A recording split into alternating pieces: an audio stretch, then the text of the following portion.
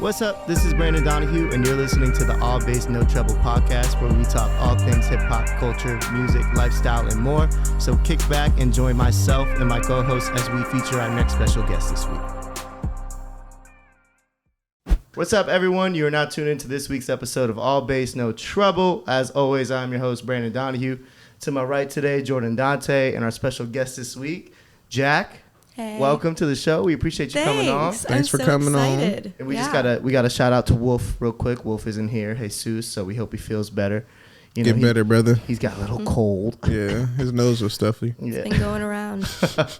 But yeah, welcome. I'm excited for this because I actually get excited when we have guests on that I really don't know too much about, because then I actually get to learn something. Yeah. Spark up a dope conversation. I love it. Right. Start off. Let us know where you're from originally, how you kind of started. Yeah, I am born and raised in LA. Okay. Native. Wow. Which a lot of people are surprised about. Have we had an LA native on here yet? Let me think. I don't know. This is crazy. We're on like our 19th episode, so there's been a lot of people. I think August. August. Yeah. Is Mickey? I can't. Mickey's California. But it's kind of rare, I feel like. It's very LA specifically. now. It's Yeah. rare. What part of LA? Born by like Mar Vista, which is kind of by Santa Monica, but like a little more inland. Oh wow, okay. So you really like LA. Yeah, super LA. That's dope. And then when I moved out, I've like lived in the Valley in Hollywood. Okay. All around. And you're still here. Yeah, I'm still here. Do you ever, is it like, because I feel like, because LA is such a city of like transplants, so like, do you ever have the urge to want to move, or are you like, I love LA, I'll be here? I love Oregon. So in a Okay. perfect world, I would have like a house there maybe when I'm older, just to like have something that's different from the city. Like since I'm born in the city, I really enjoy being in the woods in the middle of nowhere, no service, that type of vibe. You would love the suburbs. Yeah, exactly. But I see myself in LA forever, probably. I literally feel like LA is the best. And even though I'm from here, I'm like, why would I want to go anywhere else? Yeah, I don't know. I feel that too. It's nice to always leave for a minute, like you said, and kind of get like nature, whatever that's opposite of LA. Perspective. But like every time it's like a week or, like 5 days, I'm always like, man, I can't wait to get back to 2 LA. weeks tops, and I'm like really stir crazy. Yeah, about right? back to the city. It's like there is something about it. I don't know what it is specifically. Like I can't put my finger on it, but it's just like me neither. It's just something. It's like it's fast pace, bro. But it's not like New York is fast paced. I was gonna say New York don't gives you, me too? anxiety. Yeah, I'm not a New York. You're not a girl. New York No. I'm person? too lazy for New York. Yeah, I feel you. That's too much. I feel like Too much LA is the walking. perfect balance. Yeah. And it's like you can go like any which direction is like a completely different way of LA. I agree. Also, LA has a little bit of everything. I feel like in Malibu, like you can be more secluded and not be in the city. Yeah. You can be like in downtown LA, which is basically like a New York kind of vibe. Yeah. You can go to Eagle Rock or like Silver Lake and totally be in like That is true. Hipsterville. I don't know. There's just LA is dope little so live big. It's not shows just out there. one city. It's like 20 cities, and you have a little taste of everything, which is why it never gets boring. You know. Exactly. Like I've been here for 5 years now, and there's still so much I haven't seen in LA. Wow. Like it's crazy, especially if you work like a Honestly, regular same, job. and I'm from here. Yeah, right. It's That's like what I heard, also when you too. get to a certain age too, it's like you can finally start doing things. But it's like, there's so many things I still haven't even done, and I'm like, damn. It's like, but when you live in like a 9 to 5 life or everyday regular job life, it's like you don't get that time really. So it's like when people come out here, I actually get excited because I'm like, oh cool, we could do shit. And there's lots of like hidden gems too. You gotta find them. Really the LA is. natives only know about those. Yeah. About them hidden gems. Yeah, we're gonna Some have to ask you about some gems on this show. Facts. About LA. Actually, after the show, I don't want the viewers to get any of my. Yeah, exactly. I I'm can't dead. just give it away. Then it's gonna get overpopulated. And, Exactly. Yeah. But let's talk about your music. So when did you Yeah. start getting into music and kind of get to this point you're at right now? I have literally only wanted to do music since I was born. Like my drummer that I have now, he's been a family friend with like my mom and my parents since I was born. So he's known me my whole life. And he even has a story where like, he's like, she was like 1.5 years old and she was sitting on the floor. She couldn't walk yet, or maybe 1 or whatever it is. And my mom was playing music and I was like bobbing my head to perfect time, and he was like, she has perfect meter. And like I would steal the mic from my mom because she had like this garage band going on in the house. I'd steal the mic and start singing and perform to my stuffed animals. Like I've always wanted to do music. Wow, So that's it was crazy. born in you. Yeah. Yeah, So you've always literally. kind of had that like little. I feel like yes. So I feel like that's rare too to be like that young. You know what I mean? I feel like a lot of people like grow up and kind of into it. Yeah. But like you said, the kind of, it's like when someone like makes those like like for an example, like basketball. Like they were like, yeah, there's videos of me just shooting baskets at 5. Literally. As 4, but like that's same how with you know. like you were grabbing the mic, trying to like you found tempo perfectly. I think I literally, by the time I was 13, I had written like 9 or 10 songs on the piano and on the guitar. And so my mom took me to a studio and she's like, before you get older and start working with producers that just like make your music how they want it to be, or like before you start using auto-tune or all these things, she's like, I want you to know what it takes to actually make a whole album so you can have appreciation for every person's like role and how like the engineer and the mixer, like it's a lot of work. Wow, so she's like, I'm going to have you. So we went to the studio. I was like 13, 5 in the morning, like sleeping on the studio couch, like listening to vocal comps and like. That's wild at 13. Yeah. I mean, dope. Shout out to mom for that. Yeah, honestly. Shout out mom for that. Taught me discipline. I was gonna say, what really got you into music, and when was your first songwriting experience? You know, I first wrote a song when I was like 9. and who, if we can spill the beans, who was it about? Who was it for? I don't know. That's like when I was younger, it was never really for anyone. I would have these moments that when I was younger were like so pure and I like didn't realize what it was. And now analyzing it more, it's like I literally feel like the one consciousness or whatever it is kind of speaks through me. Like I'll kind of black out and I won't even have any clue what I'm writing about until after it's written. And I'm like, that wasn't even me writing the song. Like I know that sounds weird, but when the best stuff that I make is written, it's like, it's effortless. I don't have to think about it. It's not even my brain. It's like when I let go and I'm not thinking, that's when it happens. I think that's dope. I feel like a lot of artists say that, like when they made like some of the best music they ever made, they didn't have an agenda. Yeah. You know what I mean? It was just like, I just want to make this shit. Like I just watched the Kid Cudi documentary. And like when he made Day, it's incredible. Really? Okay. And when he made Day and Night, like there was no agenda. He's like, I just made Day and Night for fucking me. You know what I mean? And for every kid like me. Like I didn't think it would do what Day and Night did, but it did it. And it's like, I feel like hearing that from him as like big as he is, and that to be his first record he like ever put out into the world for people to hear. Like literally like Kid Cudi put that on MySpace as his first song, one of his first songs. And it's like to see that, but it's like, it's kind of true. Any artist I talk to or even like hear the music when they're like, yeah, I made this shit just like literally off of just like, fuck it, I'm gonna make a record tonight. Yeah, like, no agenda. It's just an energy. And like, as soon as you overthink it, I feel like it gets actually worse. I bet. Do you prefer to like record? Cause like, so I manage my boy who's a hip hop artist. Nice. And I know he's gotten into studio sessions recently in the past few years and realizes the importance, but he still always kind of finds more of a vibe in his tone when he's like recording by himself. Me too. Is that for you too? Me too. I think working with others will kind of put a different type of like pressure in a good way on you. And when you're around people, I feel like we're literally all energy beings. So your energy is going to affect what creative process is happening to me. And when I'm by myself, it's just different when you don't have anybody watching you. Even with like trying to impress people or not wanting to mess up or whatever that is, like, I don't know, but I think both are great and you just get different products. So it depends on what you're going for. I like to record vocals sometimes by myself if it's a song that's more like vulnerable. If it's a song that's more about like partying or just anything high energy, I like people to be there because I get out of my head and I just go for it. Yeah. Instead of like, if I'm by myself, I would re-record the same line probably for like an hour to get it perfect. And when there's other people in charge of like, recording me and, you know, getting all the takes and stuff, like I have less leeway to hyperfixate on one thing, so I just kind of get through it faster. Yeah, that makes sense because you're creating a song with that energy, so you want to surround yourself with that energy. Yeah, and especially like you said on a vulnerable track, like it's hard to make a song that's so emotional and vulnerable when you got like all these people that you're not that thinking close. About the wrong things when I'm recording that way. Yeah, exactly. No, I could definitely see that. I feel like it's cool to like hear people's different recording processes because it's like sometimes people literally will go completely this way and then other people are going that way, and it's like dope to hear how artists literally have such different mindsets on stuff. You know what I mean? There's definitely ways I prefer to write, but like I've done it all. Like I've been freestyling at a party one time and had my voice memo on and like just thought of one line that was amazing and I was like, oh my God, I'm gonna, you know, just run with that. And then I ran with it later, like more privately. And it's my song that has like the most listens to on Spotify. Dope. And I was just like, hell yeah, drunk as fuck, probably high on some shit. Yeah. And it just like came to me. Whereas like other songs that I write, I'm completely by myself, like sober, just kind of like a therapy session for me. it's all beautiful. It's all art. I love it. So when you started getting kind of really into it at 13, because your mom kind of showed you how like to build the album and stuff. So going on from 13, what happened from there on with like doing music? I remember this one producer gave me a beat, and I was also around the same age, like maybe 14. And I had a family friend over who is a music engineer, and I was in my room and I was just listening to this track, and I like recorded myself on GarageBand. This is when I first got like my first MacBook laptop and everything.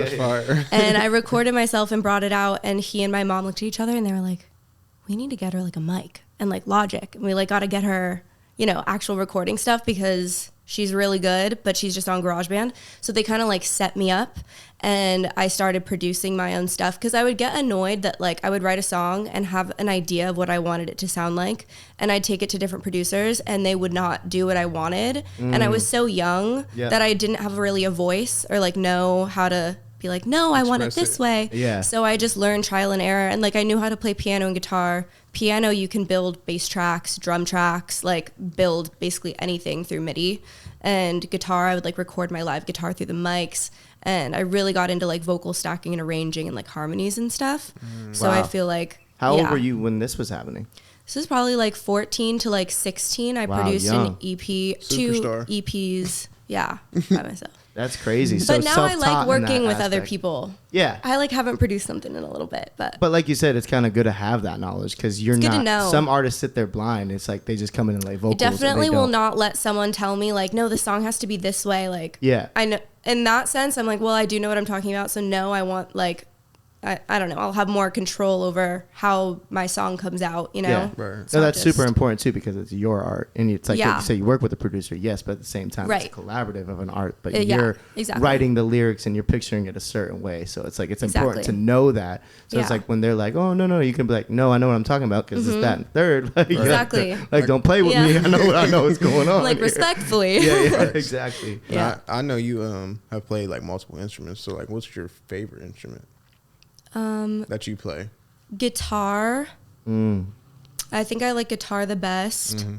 Piano is nice too, but I don't really I feel like when I write and stuff on piano, it's always just like a sad like ballady song, whereas on guitar I can like switch it up a lot. Piano, I'm more basic at piano, so I can't really spice it up that much. I feel like the sonic sound of like piano keys, you can't really like make like a right. It kind of has I'm like building a beat, but I feel like guitar I have more freedom, and it's like for sure I have more of a connection with my guitars. Okay. Yeah. So when you go from 16 to like now per se, like kind of like let people know, because I feel like sometimes you go through periods where you're like really trying to find like who you are as an artist. Yes, 100%. So did you go through that period, and kind of how did you like work through it? Yeah, I think because my mom, I love her to death. She's so involved in my career because I mean it was great in so many ways, but it became like a lot, and like the people that she had set me up with were kind of like branding me as this like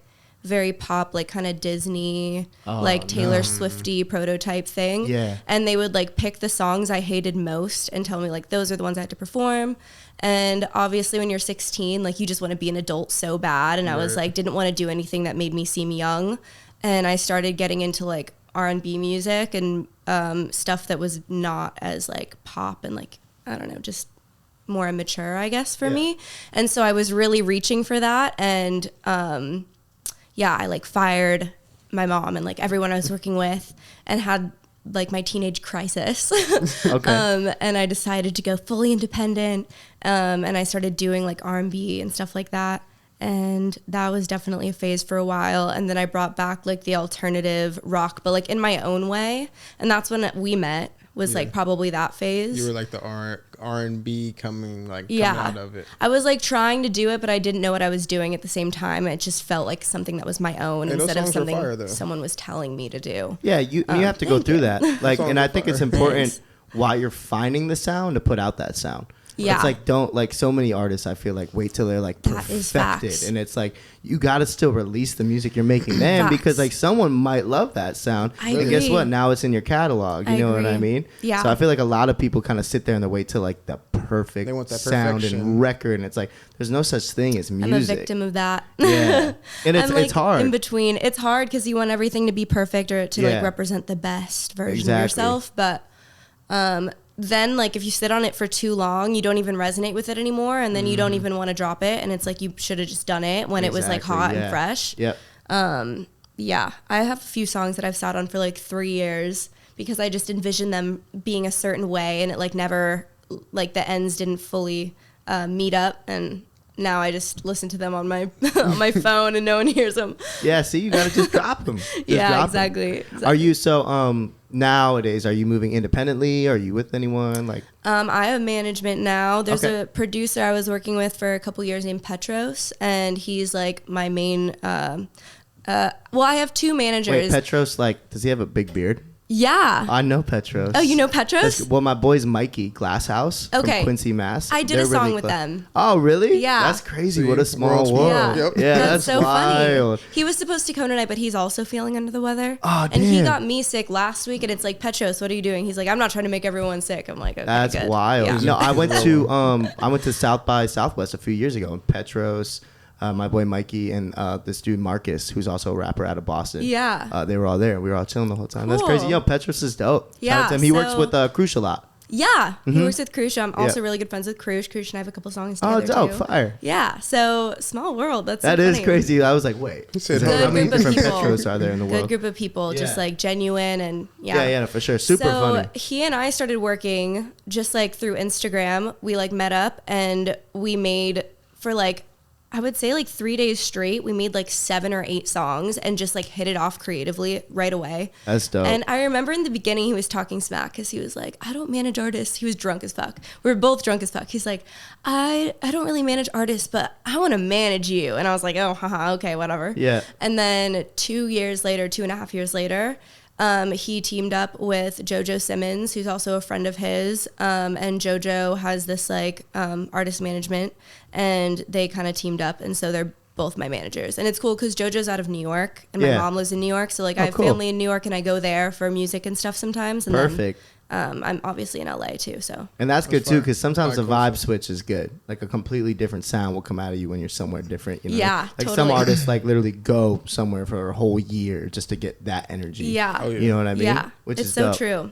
What a small world. That's crazy. So funny. That Yeah. New York energy is different. It is. It's so different. Super different. Oh my God. That walking aggressive, expensive energy. Yeah. I got so much shit out there for having mids. I had like Air Force One mids, and they were like, you need the lows. They were like, they were trashing. I'm like, and they were dirty. And they were like, first of all, they're gray from your pants. You need to get new ones. And I was like, hilarious. oh shit, people really pay attention out here. Oh, Like, yeah, my I don't God. play about that because everybody wears forces out there. Now I got the lows. There we go. Hey, But- every day Become a she's correct I like, now. did confidently say, and I still wear the mids, and I'm like, Yeah. every white bitch has the lows. I'm gonna be different. I personally like the mids better, so whatever. I don't give a fuck what anyone Yeah. says. Oh, who cares? I'll still wear the energy. mids. I Yeah. like that. You know As long as I own it, it's fine. Okay. So, like nowadays, like who would you say you probably like have, or even in the past have like influenced you now with like your sound and like what kind of music you like to make? I definitely think, okay, my top 3, which are all kind of in their own lanes, but Yeah. like mixed together would kind of be my genre. Okay. Lana Del Rey, Black Bear, and Kehlani. Wow. So it's that's like a fire I like that. trio R&B. mix. Yeah. We Yeah, got yeah. the pop kind of electronic vocal shit going on with Black Bear, like kind of rap too. And then Lana Del Rey is like that singer-songwriter, like sultry. Yeah, yeah. I feel like I use my voice like her, but I like to dabble in the music that like Black Bear and Kehlani do as Got well. you. So it's like, and that's actually how I like discovered Petros at all. Was I was like I've been a huge Black Bear fan for a really long time, and they did a song together, and I saw that Petros had like a lot of production credits with him, so I like reached out to Petros and we started working, and it was like That's fire. brother and sis right away. Dope. Yeah, and that's I very think it's dope. dope to hear how like people have different influences, and like then hearing the 3 people or however many people in the mix, Yeah. it's kind of like, oh, that makes sense. Actually, that's perfect. Those are my top 3. Like if I couldn't listen to any other music ever in the world and had to pick 3 artists, So like, you can just play for the rest yeah, of I your could life. just play their That's catalogs. it? Yeah. That's dope. That's good. You need to have that influence too, though, because it's like sometimes I feel like music can get stagnant. Yeah. And it's like when like music, you have no inspiration. Gotta Like mix it as up. a creative, like you need to hear other artists' shit sometimes to get inspired. Like, you can't just be inspired off your own shit. Like, it's impossible. People are human. Like, you need sounds and be like, what? That's dope. I love it. You know what I mean? 100%. So were you inspired that you saw Kanye twice in 4 days? No way. Yeah, I did. It was crazy. No way. Well, I went to the Free Hoover concert for free. Yeah, how was that? My boy hit me with a ticket last minute. Bless up. Yeah, it was honestly, like, bro, it's so weird with shows like Kanye and Drake too. Like, just the vocals and the production they have for shows is like immaculate. Like, it's untouchable. Goals. Like, it's nothing like goals. it was on TV. Like, TV was cool, like to see. Yeah, but like, bro, it was so like, loud there and crisp and clean. Like Drake saying 24, and that shit was so fucking beautiful. That boy dropped a tear on bro. Him, like. But even with fave. yeah. And even with Kanye, like, it was just like, because I went to that, then Rolling Loud, and it was like, Rolling Loud was my really God. cool. Yeah. And Rolling Loud was cool, but some of the stages, it was such, like, kind of, I don't mean to rag on it, but it was such trash. It was like, bro. there was delayed. Well, it was delayed. It wasn't. Hard to top Kanye. Yeah. But, like, on the main stage, it was cool. Like, Cudi and Cole were amazing. Like, they definitely were on their shit and probably back there being like, nah, you need to make sure this shit's correct. But, like, some of the performances, bro, like, I was mad excited to see Polo G, and it was so bad, bro. Not his fault. He was good. He was good on his energy, but like, you couldn't hear him. It was like, bro, like, we were all in a crowd talking. And we were like talking over the music. I was like, bro, I should not be able to. And then I went to Playboy Cardi, and I don't even listen to him like that. And I'm like, I only went there because that shit was so lit and good sounding. It was lit, bro. Playboy Cardi was wild, bro. That shit, I told you. Gosh. But even with him, he's funny. Like, I swear to God, that man did not rap one lyric. He don't say anything. Just screams. Yeah, bro, I'm telling you. But the lights and everything were crazy. But it was, man, it's energy, like, though. Yeah, it's super important. I'm pretty sure didn't I go with you to Rolling Loud in 2018? Didn't you come with? I think I did. I think you did when it was at USC. Or like it was like right around the new or the old. Who was one of the headliners? Do you remember? 2018. Was that the Travis Scott year? No, that's like 2019. I went to Rolling Loud once when it was outside the stadium. Wasn't I with you when we were walking? We went with James. I think so. I was with Jack Dean. And Jack Dean went too. I think he went. Maybe we like. Yeah. I'm pretty sure. I think so. Because that shit was. Like, you had to walk from this one stage was over here and the bro, all over there. And it was the same thing. Yeah, it was pretty much the same thing. Dude. Have you been to Coachella? No, I haven't. Oh my God, well that's bad too. Honestly, that's just how festivals are because you have to space it out so the sound doesn't bleed. It makes sense. And like, it's kind of annoying, but it makes sense at the same time. Yeah. But it showed me like how crucial it is to like no matter how big you are or good, like if you don't have a good production team or like sound guy, like it's awful. And like even with like I've done shows with Roland and it's like our best show is the Peppermint Club because their equipment and the acoustics in that room are just so on point. That I just went there for the first time the other night. Really? Oh, it's so nice. I love it. It's definitely one of my favorite venues as like up and coming artists, especially like one of the best venues to book a show for. Yeah. I was so sad because I know like sometimes it can be difficult to book a show there. And Petros hit me up. He was like, hey, they want to book you for like this night at Peppermint. And it was on a week that I was in New York and I wasn't here. So I had to be like, okay, tell them I want to again, but I just can't for this one. Right. So I'm hoping that I didn't like ruin my chances. No, you probably won't if you and I've heard it, like if your music's good and in a good performance live, like they want to book you to get there. You know what I mean? Yeah, it's a cool vibe there. Yeah, Peppermint Club is super dope. I like it. You know what's so crazy too is, and Jordan knows this, but for the longest time when I was going out, I wasn't 21 yet, and I had so much drama with my fake IDs, getting confiscated, lost, all this shit. I would get rejected right and left from places. It's not as easy to just get in for free, like at clubs if you're underage and have a bad fake as people make it seem. I don't know. For me, at least, I always got rejected. Yeah. Warwick hates me. Anyways. So I turned 21 when we were in lockdown the first time in 2020. And then I turned 22 also during COVID. So I haven't really gone out like that much. Yeah. The only places I've like been to were places that let me in with my awful fake. Yeah. So I haven't really been around the block yet in LA. That's crazy. A lot of people, and a lot of people moved here during that time too. And it's like they don't even know. Like LA was jumping before COVID. Literally. Like it was literally like LA was the spot. Like, I work on Selma and Cahuenga right there at Mama Shelter. Yes. And I love Mama Shelter. You work there? Yeah, I'm a bartender there. Oh my God, I gotta pull up when you're working. Yeah, for sure. No, I'll charge her for everything. No, I'm just kidding. I'll be dropping so many shit. I hope no one at work ever watches that. Fucking, it's only part time. Don't worry, I'll pay for every shot. Yeah. Say less. But yeah, no, that block right there was going crazy. Like, that's where Tao Tao Avenue, no Warwick. Vacancies, like right. Or wait, Dirty Laundry. Dirty Laundry's right there.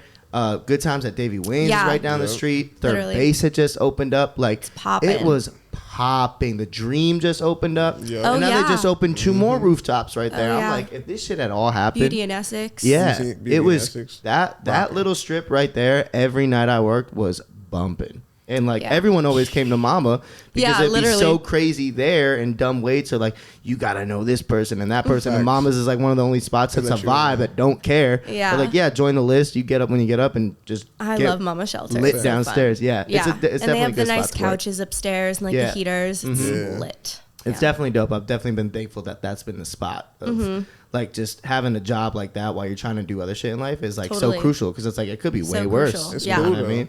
Definitely. Cool. And y'all added those couches on the side too, so it's nice. Yeah. No, it's super nice. They definitely, Yeah. I love it. But and I feel like that's crucial too, though, for you, because like how you just said, like you haven't even really gone out, and it's like that's a good part for like inspiration too in music. It's like if you don't know, you know what I mean? Yeah. Well, I've definitely had my fair share of experiences. That's good.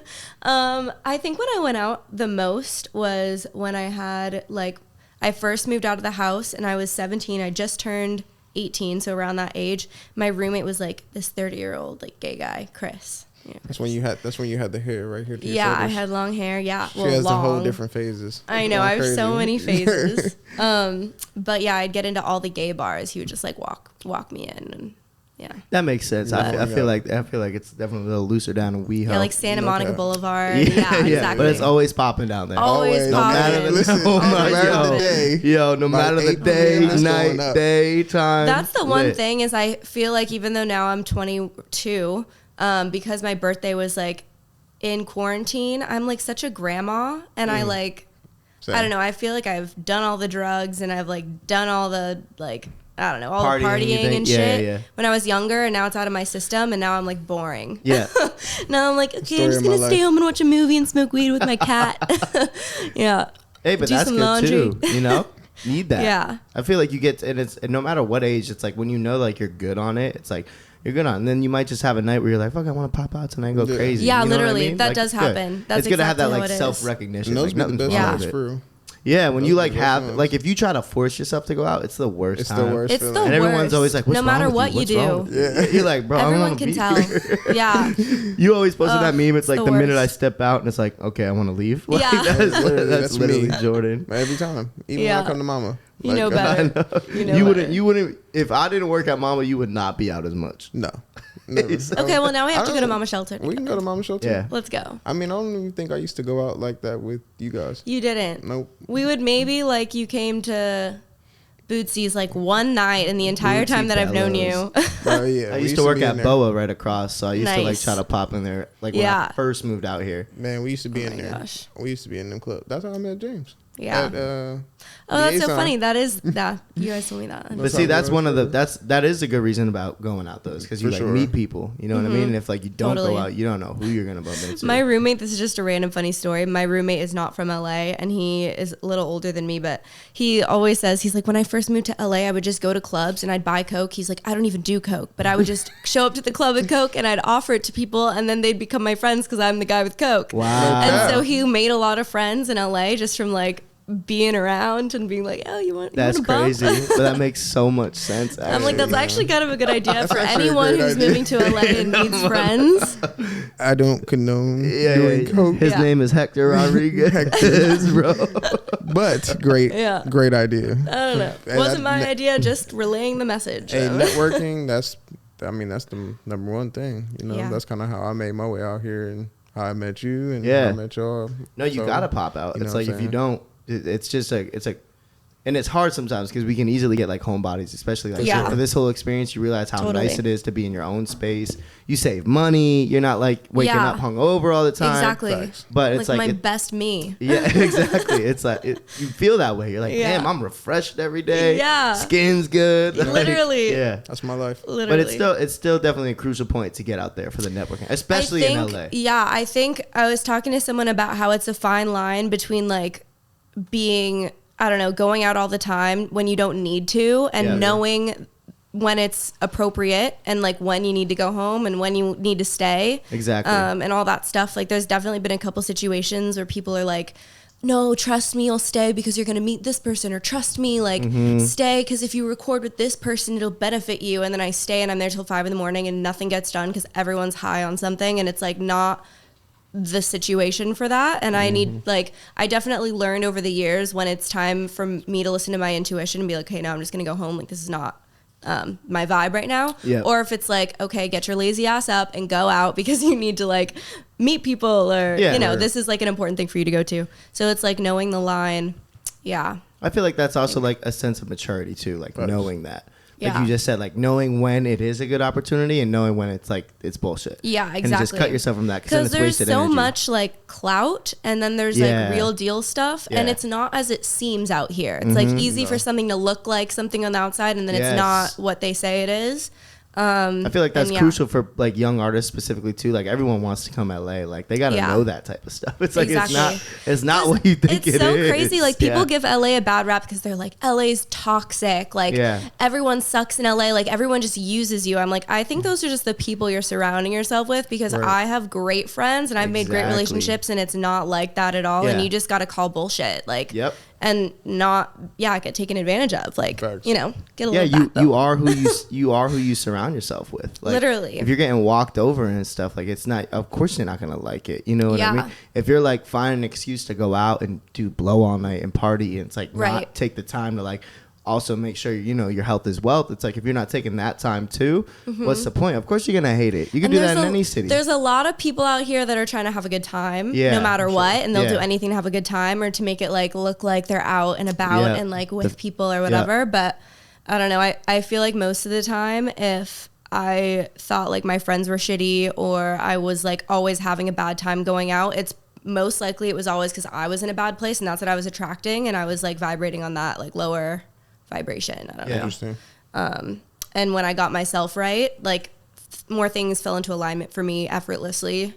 And just like taking care of yourself. Love it. And that's what you got to do. Like you need the balance for sure. Yeah, definitely. But you gotta have both. To talk about, what were you about to say? No, go ahead. No, you go. No, I was just gonna say. Come on, guys. Yeah, my brother right here. Go ahead, Donahue. Take a little sip.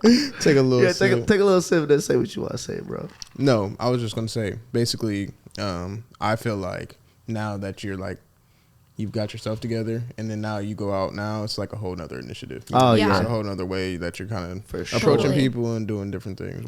Gotta have a good intention. I think intention is everything. Like, why are you going out? Why do you want to hang out with this person? Why do you want to write this song? Why do you want success? Why do you just everything? The list could go on. Yeah, your intention will, kind of put the vibe out for like what you get back in return. So. Yeah, it's like being the best you. Like it's not just like some dumb statement. Like when you are your best self, like the best things are gonna happen to you. Like you're not gonna get all the success and happiness when you're like in a spot where you're not being the best you to like benefit yourself fully. I've met some people who are like the richest, most successful people. They have like 300 followers on Instagram, but they have like all these credits and like are set up great in life, and I'm like, they don't have time to do like the clout and the posting and that because they're literally too busy working. And like sometimes it's not always as it seems. So just keep your head down and do you, and you have to don't let anyone alter your path.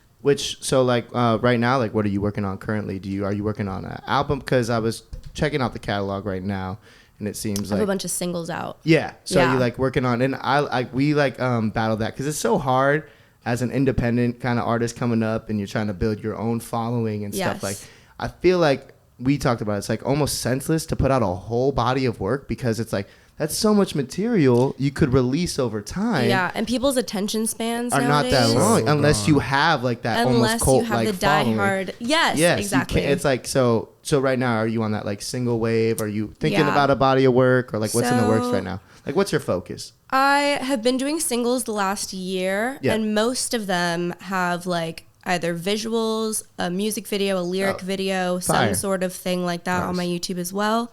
And I was posting some like acoustic covers and stuff like that on my YouTube. And I saw the major stage live performance. That was dope. Did a major stage thing, one of my singles that I dropped. So I was dropping singles pretty consistently. I was trying to do one a month or like one every 2 months for the last like year and a half. But now I think it's at that point where it's cool that you can drop singles, but I want something that kind of like not defines me, because I don't want to get like stuck in one thing, but something that just reflects like it's not all over the place, you know? Yeah. So my team and I talked about next year, and I haven't even announced this yet, so I guess I'm announcing it on the podcast. Oh, you heard it here first. Exclusive. But like March or April next year, I'm gonna drop an EP of like all R&B songs and like R&B music that I've been working on. Nice. Oh, dope. And I've been like kind of sitting on some songs for a while, which we were just talking about not doing that, right? Yeah. So I'm putting them on this EP. And I have like a feature that I'm just waiting for him to be like, yes, you're good to go. But I have this feature that I'm excited about. Ooh. And yeah, so just rolling that out probably with like content and stuff like that as well. And I'll be posting more covers and stuff, and like maybe a couple singles as well. I'm also, because my thing is playing guitar, and like a lot of these songs are very produced, I'm going to drop an acoustic EP, which is like the same songs, but done just me and my guitar, or like me with like very minimal production. I'll probably produce it, and then dropping that like towards the end of the year so people can kind of get a taste of like me live. And then and then just booking like more live shows and stuff too. That's super It would important. be lit to hop on someone's tour next year, like in a perfect world. Right? That's what would happen. I'd go on tour or something, since things are opening back up again. Hey, you just put it out there in the world, so if anyone wants me on your tour. And then you have a live show tomorrow too, right? Yeah, I finished the year off strong. I've had 4 shows in December, so my last 2. Tomorrow is my last full band show of the year. Okay. And you got I'm a really full live band with you. Yeah. That's fire. I'm super excited. That. No backtracks. No backing tracks. None of that. Stop doing that, people. Get the band. Get the band. It's so much better. You got to do Organic music. Yes. Great. I love it. I'm excited. And in January, my first show in January will be at the Whiskey, which I'm excited about. Because it's just like an iconic venue, you know? Yeah. So I'm excited. Also full band. So I'm going to start the year off with a bang. Dope. That's super dope. I'm excited. So January 8th. Where's the show at tomorrow? Tomorrow it's at this newer venue, up and coming venue called Kiss Kiss Bang Bang in Koreatown. Oh yeah. It's a Breaking Sound event. So Breaking Sound is. Are you going through Calvin, the English dude? No, I'm going through this girl named Sam. Oh, okay, because my boy Calvin, I met him when I started at Mama Shelter. Oh, cool. And he runs Breaking Sound. Breaking Sound. Okay, cool. So we booked shows at like the Study and all that a few years ago. They're all over the place. They they do at it. The Peppermint Club. They book all over LA. Great team to be a part. Shout out to them too, because it's super dope. They really look for like up and coming people. And they really make it about the artists. Yes, like they don't really take anything in return. It's not like they're, it's just good people doing good by independent artists who are trying to, perform and get their names out there and stuff. So and they do it through Eventbrite. It's super easy to get the super ticket. Are they still doing it through Eventbrite? Yes. Yeah. Dope. Yes. I was gonna ask, what is that exactly? Eventbrite is I know what Eventbrite is. I use that. I was about to say, what are you talking about? The group. Breaking Sound. Breaking Sound. Yeah. I mean, through my experience and working with them and knowing them, they're just like they pretty much have like, I wouldn't say what's it called, like residencies, but they have the ability to book nights at specific venues. Like I would say residency, like every Wednesday night they have like a showcase of artists, so they're able to book specifically, and sometimes they book pretty well-known people, but they mostly focus on up-and-coming people that still have a good following and good music. It's a good mixture of both. Yeah, and they switch up genres, and they just give people the opportunity to perform, and also get money for it. So, they're pretty much just like a they show pay you booking for it. They basically work with the venue. They work with whatever they honestly work with so many venues in LA, like small venues and like really big venues, and they they'll like put a lineup together, and it's through Eventbrite, so everyone makes like 50-50 off the tickets, you know. So it's like if you get people to go, then you'll make money. There's like a like quota. That's the whole thing. You gotta get people to come to the show, otherwise like no one's paying for shit. I will say this about people: it is like pulling teeth to get people that listen to you and are your people to get them out to the show. It makes no sense to honestly me. Like it tells you on Spotify for artists like where your fans are that are listening to your music. A lot of people for me are in the Philippines and like Argentina. I'm like they're not coming to my Breaking Sound show. I'm sorry, they're not coming. It's crazy. Like it's really it's wild too. Like if you can reach it out to your close people, like, yo, it's $10, like come through. And it's like, I don't know what it is about getting people to your shows. Gotta start some controversy or something. Yeah, I don't know. You have to make it, like, I'm still figuring this out, but I know a couple people that can get people to their shows every time. And they're like, honestly, you got to make people feel like they're going to be left out if they don't go. Yeah, like, for sure. They need to have that FOMO. Yeah, exactly. Yeah. Like, it needs to be something, like, worth it for them to go. Yeah. Especially if you're performing a lot. Like, most venues will... in their like little contract with you, they'll tell you like you can't book shows within a certain amount of time on either end, because if everyone's going to your show 2 days before that show, they're probably not going to go to both. So you have to like time it out. So it's like I've had a lot of shows in December, and I'm so grateful. Like randomly, it was just popping my last month of 2021, but that's dope. It's also kind of hard because like everyone will go sporadically to all the shows, so I don't have like a huge draw at one. It's like I have a decent draw at all of them. But, just for, like, promotion and stuff, like, it's definitely easier if you have, like, less shows or, like, more spread out. Damn, I'm pissed. I'm pissed I'm working tomorrow. I'd pull up, for real. I know. I really would. I'd be like, yo, when's the show? Well, I'm off Saturday. I'm randomly off Saturday. I never thought about that. I have a show Saturday, too. Oh, do you? Yeah. No way. Really? Where at? Yeah, it's a smaller show. It's going to be acoustic. It's like a 20-minute set. It's this hotel called the Sofitel Hotel. Yeah, I know Sofitel. Oh, yeah, of course. I've never been, so I don't know. It's actually very dope. Like, and if you want to bring girls, I think tonight or that night they're doing girls RSVP. They get in for free, and they're just doing that because it's a girls' night. Like all the performers are girls. I'm gonna have to tell my lady to RSVP. Yeah, if you guys have any girls that want to come, like they'll get in for free. They don't even have to pay. So. Oh, all right. We're going to Sofitel Saturday. What's up? I'm down. Saturday. Me too. I'm down. You're like, I'll be there. No, Sofitel's sick. They used to do a crazy jazz night. They probably still do it now. Yeah, they probably still. It's either Monday or Tuesday. I can't remember, but like Anderson .Paak would show up and go crazy on the drums. So like fire. Mad random people. My boy Ferrari used to be like the bar kind of manager there. Cool. And he left, but like that place is dope. Really good spot. Cool. So I'm excited that'll be to a go fire show. Yeah, you time. should like it. It's a big open room, so the acoustics are good for live sound, especially live instruments. Yeah. So that'll be definitely dope. Yeah, I'm gonna strip it down a little bit. Hell yeah, you got to sometimes. I love doing full band. My favorite thing though, I did a show through this other kind of similar to Breaking Sound, but it's called Something Dope for the People, and they also throw concerts at venues. So I did one at this place called Madame Siam, and when I got there, I'd been there before, but I didn't realize it was kind of like a club. Like they were playing like Britney Spears and like Rev Run and like just very like club kind of music, like hits that people were dancing to. And then I got up and it was for Halloween, and I was like just on my acoustic guitar, and it definitely changed the vibe. But people actually liked it, and I'm like, okay, now my favorite thing to do is to take my guitar to the club and like just do it. No one's expecting me to do. Hell yeah, just do you. Sometimes people are like, wait, what the fuck? Like sometimes a vibe switch is good because everyone's like, wait, what? Yeah, exactly. And then they can keep, twerking or whatever to Rihanna after. You're like, hold on, just 20 minutes. Let me just break this down. Short and sweet. Just cleanse the palate real quick. Yeah. Back at it. Hell yeah. So I'll be down for Saturday for sure.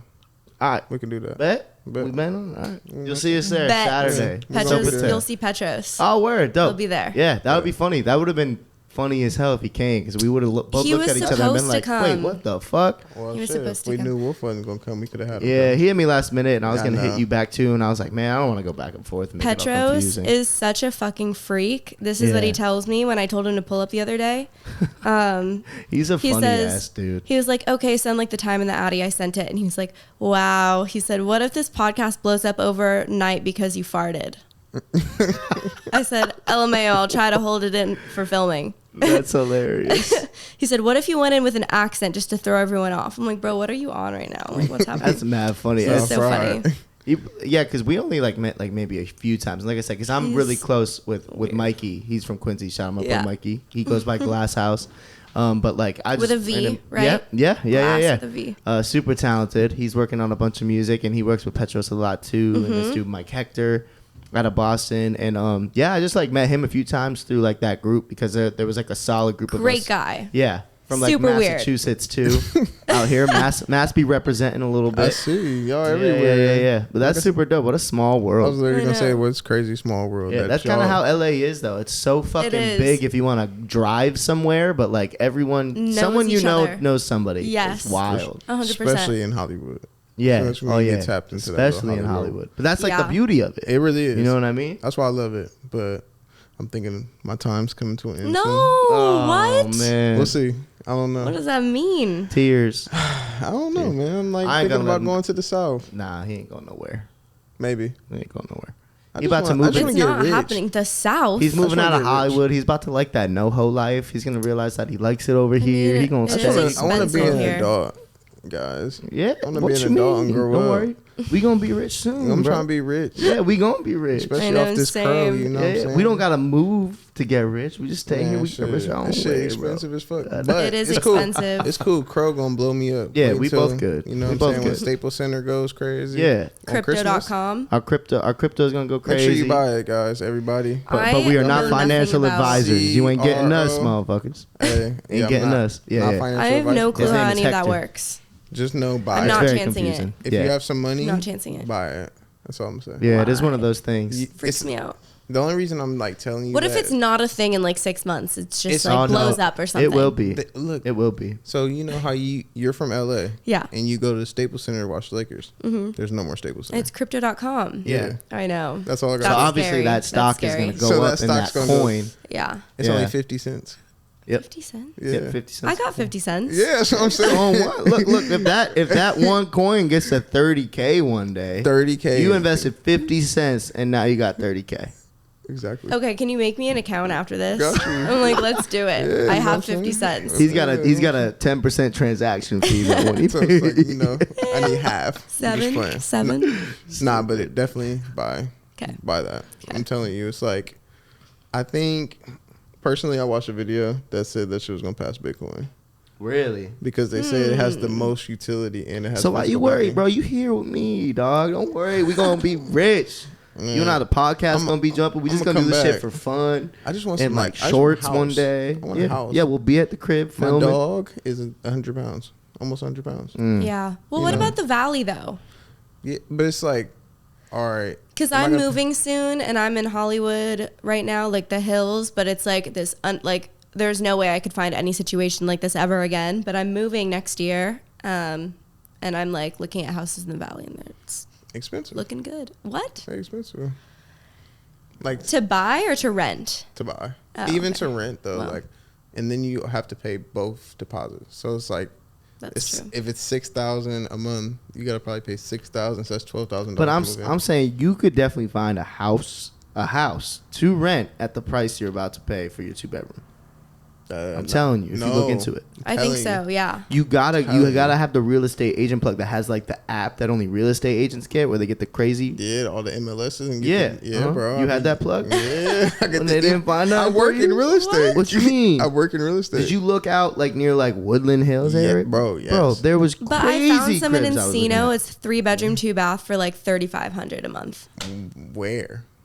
I found like at least 4 options, like in Encino. She's like on Zillow. I'm like literally on Zillow. Man, but they were listed like 6 days ago, so it's like a new thing. Oh, got you. Yeah. But see, you need that updates. You need the notification. Man, I know. Bing. Yeah. One house I looked at, it was like $3,500. I was like, all right, cool. Yeah. I'm like, what's the catch though? What? Yeah. Deposit was $10,000. Stupid. Yeah. To rent. Yeah, whoever that is, fuck you. That's how a lot of them are. They're like triple the deposit. That's so weird. Yeah, that's foul. They want that bread. LA's not easy, that's for sure. No, definitely isn't. Hey, you gotta have 6 hustles. Yeah, if you don't have 6 hustles, like one is damn near broke. Yeah. You know, so I tried it. Yeah, if you don't have that hustle and bustle mentality, and as you're trying to pursue something, like, woo-wee, good luck to you. I swear, I'm born and raised here, and I still, like, my mom moved to New York and my dad has this like really small like studio, and I like don't have like a house like, oh, mom and dad, can I move back in? That's like not an option. And there's definitely been months where I'm like, okay, I'm just gonna like couch hop and like live in my car for a little bit. Like now I'm not like that anymore, but it's like, it doesn't matter if you come here from somewhere else or if you're born and raised here, or like whatever it is, unless you're a millionaire. It's like you gotta hustle. I feel you on that though, because sometimes I think, I'm like, damn, if I just lived in my car for one year and all this money I spend a month on rent, I would have so much money. Yeah. Yes, but think about those nights you go out and get drunk and then you got no, for sure I can't do that, because I'm comfy right now, so I'm chilling. But I like to lay in my bed. It's definitely crossed my mind. This is like the I know last you resort. Yeah. I feel that. But yeah, no, I feel. But so what else do you have? What are you looking forward to? Because we'll bring it up since the year is about to end. It's been a fucking long 2 years, the longest 2 years of everyone's lives. So what would you? I hate New Year's resolutions, but what would you say you're looking forward to for this next year for you and your music and your career? I am just looking forward to a lot more like live performances. I'm excited about this EP dropping. I have one more single dropping this year, actually in like 3 days. Nice. December 17th. It's an older song. I'm like deciding also to drop it. I'm like, why am I sitting on all these old songs? So see, she's speaking it. She's literally not just saying it. Yeah, I've learned my lesson. Drop the music. Just dropping Drop it. the goddamn music. It's no good just me listening to it. You know, I can't think it's and good. Who knows? You might me. drop it and people be like, "This is the best shit you've ever made." Or they won't, and then you drop another one, and it's fine. It's like it's still out there. Exactly. I loved like that Russ mentality of like how he was just drop. Honestly, Like, you know who did that is Krush, and he's freaking popping. Well, Krush is popping. They both, I feel like kind of Russ was a little like right before Krush and older, and then like Krush kind of came up, and then we kind of hopped on that same wave. Yeah. Like when Roland and I first moved out to LA, it was a single a week, and that's how Gary Vee found us. He was like, "Oh, this is dope." It definitely gets people's attention, and like even Krush said it best. He's like, it's just more ways for like more odds. Like in I don't even know what I'm saying right now. The odds are in your favor. More odds in your favor. He's like, if you drop one song a month so that's 12 songs, maybe someone will hear it. If you're dropping like 300 songs or whatever it is a year, it's like more odds that people will hear your music, or you'll come up on someone's For You, whatever. Exactly. You know? Algorithm gonna definitely pick but up. Even if so, say you drop he like tripled his monthly listeners from doing that. Yeah, that's what I was about to say, because say you drop crazy. 100 songs, 300 songs in a year. Yeah. Now if you have a good following, you're definitely getting over 1,000. That already you're at 1,000 and 300,000 streams. Yeah. On every single song for that year. So some people like think against it because they're like, well, you have to like put a video for every song and like market. He's like, well, you're not marketing that song to its fullest if you have another song coming so quickly. But it's like, I don't know. I think if it's good and people listen to it or find it and they like it, then they'll keep playing it regardless. And like, it's just, more of an opportunity for people to hear you and for you to get exposed to like new playlists and Discover Weekly and like all that stuff. And for Spotify to notice you, because when Spotify notices you and gets behind you, you're on every playlist. And it's like, unless you got a plug or like they genuinely notice you, it's probably a wrap. Like, you know. And Spotify got to change that goddamn fucking algorithm and the payment they give to artists. I know. So does Instagram all too. Them, they don't Title's the most still to this day. So I do have a question. I think I was talking to somebody about this. If you're an artist, and like, don't get me wrong, it's your art, so you usually get paid licensing fees for it. You know what I mean? Like Drake or whatever is getting paid licensing fees from Apple, Spotify, and the whole nine. But Spotify and Apple don't make that much money. You know what I mean? Like they're damn near not profitable. They're probably breaking even because they don't make as much money. Does that make sense? But they have so many people uploading. Yeah, I don't know. There's that. Like if you look into like the founder of Spotify, that dude's like imagine not even a music person. Imagine me paying you a cent a stream. Yeah. You know, you're saying the profit wouldn't be there. There's no. But then like 100,000 of you paying a cent a stream, like for however big Drake is, like let's say Rihanna or like I don't know who other like really big artists that are getting the same amount of streams as him. Like let's say there's 1,000 of them that are that big. they're getting percentage off that. And then there's like a bunch of people that you'll literally have never heard of, and they have like 8 million monthly listeners. Yeah. And like you don't necessarily know them, but like I don't know, I feel like Spotify's got to be making bread. Well, you got how many ever million listeners there are that use the free Spotify, right? Mm-hmm. But free Spotify runs ads. You know they're paying them off the ads for that. Yeah, then you have people that are sick of that, so they change it to, you could pay us $12.99 a month. I pay for everything, yeah. Yeah, so now you got millions of people paying you $12.99 a month. Like, but then they're also paying out millions to licensing monthly. And then paying the artist. I'm pretty sure pretty sure they got profits, bro. No, I'm not saying they're not making profits. But I was just like, I got into the debate. You're saying like how can they pay people a penny? Is what you're saying. Like, how can you pay somebody so much when you have so many people coming on this platform? I ain't even saying a penny. It's like it's very bad. It's bad. Don't get me wrong. Spotify, it's very bad. Bro. Yeah, because you don't make like 5,000 or 7,000. If your song does 1 million streams, you make You make 1,000. 1,000? You make $1,000. Damn. I think it used to be more. It used to be more. I thought it was like 5,000. In the past like 5 years, bro. Every million, because I know, bro, like every million is only about like 1,000. Well, I mean, and you're not even. Here's the thing, though. That's over time. Oh my and God. Spotify's payments. You guys are gonna make me depressed. That's interesting.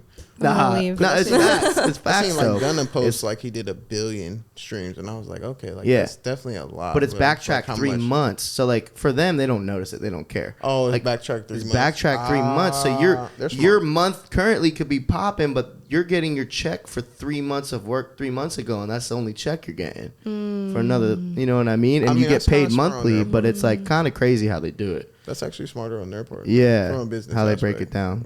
Yeah. But then artists also make money if they're like writing their songs and own their publishing. Then they have like their BMI quarterlies and like their royalties that they'll get from their like publishing that they have, like ASCAP or whatever. Yeah. So that helps a little bit too. Yeah. But I don't know, it's not crazy unless you're like a touring artist and you're popping, you're selling merch, and like you have those diehard fans that will just buy anything with your face on it, and you're getting brand deals. Yeah. Like I feel like a lot of people make their money with like brand deals and like 100%. getting people to sponsor them and like all that stuff, endorsements, tour. Yep. Yeah, like Spotify streams, you could have a lot of Spotify streams and still be like a struggling artist. It's wild. It's crazy. It really is to think that too, because you could be making really good music and having people come there all the time listening to your shit. It's still like, nope, you still got to find a side. Yeah, literally. Were better. Yeah. That's why there's so many like weird ways. Yeah, I don't know. It's just like a giant crazy maze that you're trying to like find your way out. And like sometimes, I don't know, it's like Miss Pac-Man and you're like trying to like eat all the, trying to get all the money. You're like one stream. You're like making a cent. For real. That's hilarious. Literally. Yeah. That's hilarious. But then if you eat all of it, then it's like, oh, okay, now I'm full. Yeah. But you got to find like so many different avenues to make money and like get really creative with it. Or like, I mean, if you have like a big record deal, they'll like pay you out when you first get signed. But then like you owe them a lot of money, so you have to break even. So it's like sometimes it's beneficial, sometimes people end up owing money to them for the rest of their life. So it's which like, is crazy. It's so crazy. Just doing it for the quick check. There's so much that goes into that, it. like the music you just put out for 5 years is no longer like value. Yeah. Or like you sold your like the ownership, so you're not even gonna make money on it until like they gotta make money own the on masters it. for sure. You Yeah, always gotta that make sure is you own your that's masters. so terrible. So the nerd in me is gonna ask you this: are you fucking with NFTs? No. You should fuck with NFTs. I like as a know music about artist. them. Yeah. I'm just like, would It's hard. someone It's buy one of my overwhelming. NFTs? It's Like, not- so when I drop my EP, right, I could register it as an NFT Yeah. Correct. and have someone buy. So the full body or like each song individually could be an NFT. Yep. Could I make that just the album artwork an NFT? Like just the cover art. Yep. And then so you sell it to, you can only sell it to one person. Yeah, and you only make that one-time profit. So No, that's not true. Oh, really? I thought that's how it works. But it's separate. Like they don't get any of like my stream. It's not like selling my actual EP. It's selling the NFT of my EP. Correct. Yes. Correct. Yeah, So it doesn't affect ownership or anything of my actual No, music. Okay. nothing. It doesn't affect. But I'm saying if she sells the album for a specific price, that NFT, but then it gains traction and gets value, the person that bought her original NFT could sell that for like way more. They can, and she gets 15% of the royalties. Oh, she still gets 15%. And can you forever. I didn't know negotiate that, or it's just 15%? No, it's just 15%. That's just how it works. Yeah, that's just how it works. So like on the blockchain. So say you sell it for. I need to get a financial advisor or something to be like. They don't fuck. No, financial. I have one, but You're shout out like, my boy Tim. But nah, they don't fuck with crypto at all. Okay. But if Crypto you or did that NFTs? though, like if you sold, basically if you had I know a 8 bunch of people that songs, are like hella into NFTs and like trying to get really creative with it. But I'm telling Crazy. you, just because think about it, it's like buying a record now, and then Yeah. like records people just hold on to them, and then they just I want to But just then put it on the marketplace and sell it and see how much it goes for. Oh, it might go for 100. could they resell it? Yep. Yeah. And they can resell. They can resell your song. Your song. But then could just circulate. so then if they resell it for like 10 million or something, then I still get 15% off of that. Correct. Yep. Wow. And it's just a never ending thing. Like Never either way, ending no thing. matter 'Cause who you're the ends up creator. selling it, I get 15% of every transaction. Yeah. Correct. And you don't know like oh my what's God, popping. guys, what's the downfall? None. There's really none. Yeah. Yeah. My homie. Yet. This sounds crazy. My homie made. I'm like until he made like something 150 pairs of boobs. what? I swear to God. And his floor price is like 0.1 Ethereum, so that's like $400. So, and he sold out. What? Yeah.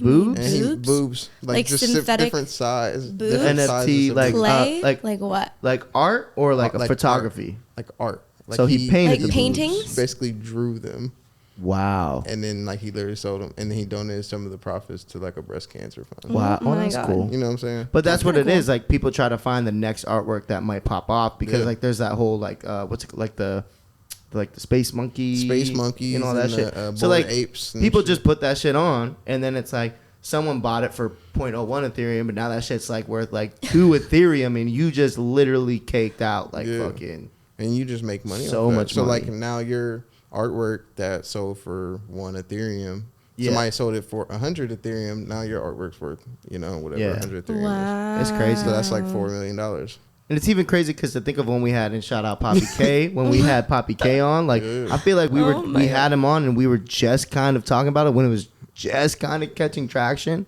Yeah. and now it's like big, and I'm Now like, it's popping. Wow. wow, that's crazy. That was like That was quick, episode. too. That was like episode 5 or 6 of Quick. this shit. I know the type of artist you are. You would Yeah, be popping I think with it's dope for NFTs. artists Okay, I'm for gonna sure. try it. I definitely Talk to think it's Petros dope. and I'll them. talk to Petros. Yeah, 'cause that I shit think it's would be- definitely dope. Okay. You can even make music videos that like Poppy K. Remember he was saying he's gonna sell a song for like Yep. $20. Yeah, Oh, yeah, really? yeah. Why not? You can just sell it for however much you want. Yeah, because Cool. say you like get the success you are gonna get, and it's like you sold a song for $20, but now that's an unreleased song. Yeah. And of course, people are gonna be like, "No, I want that song. I'll pay you $20,000," and it's like, "Oh, Yep. cool, bet." You know They what I make mean? hella bread. Yeah. Look, she's like, I'm about to get all my phone memos and I'm- unreleased songs. Yeah. Yeah, all literally. NFTs. For real. I know all You the can do songs shit I like never that dropped. too. Memos, Nah, like for real. I'm sure you can even. Voice memos. I'm sure you could Facts. even probably sell Poems you or, just like- being like, "Hey, it's me, love you," like, and people would buy that shit. What? Yeah. You don't Cold gotta for- be naked or anything? Nope. Wow. Just like shouting out a fan. I bet Oh you my could do God. it. Like, this is only for this one person. This is me. Da, da, da. I've There's been no seeing reason Mickey- everyone I've been seeing shouldn't Mickey be doing fuck with this. that. Huh? I've been seeing Mickey fuck with that shit heavy. Oh yeah, she- Mickey's definitely on that. she be NFT fucking game. with all that yeah, NFT she's shit. on that for sure, 100%. Look into it. You'll make a lot of money. You It's don't definitely I need- will dope. look into You it. don't need to be Yeah. signed. I'm motivated. She's like, I'm leaving here. I'm leaving smoking here with the and- cat. Literally. Literally. She get into it. My cat's gonna learn all about NFTs. Ollie. So You excited. could- Ollie, yeah. maybe you take some photos of the cat. Put them up with NFTs. You don't. It's endless. It He's really the is. handsomest cat in the entire world. You literally can. People are doing that. That's like literally crazy. cat Oh my pictures and God. like just drawing over them and like $1 billion. What?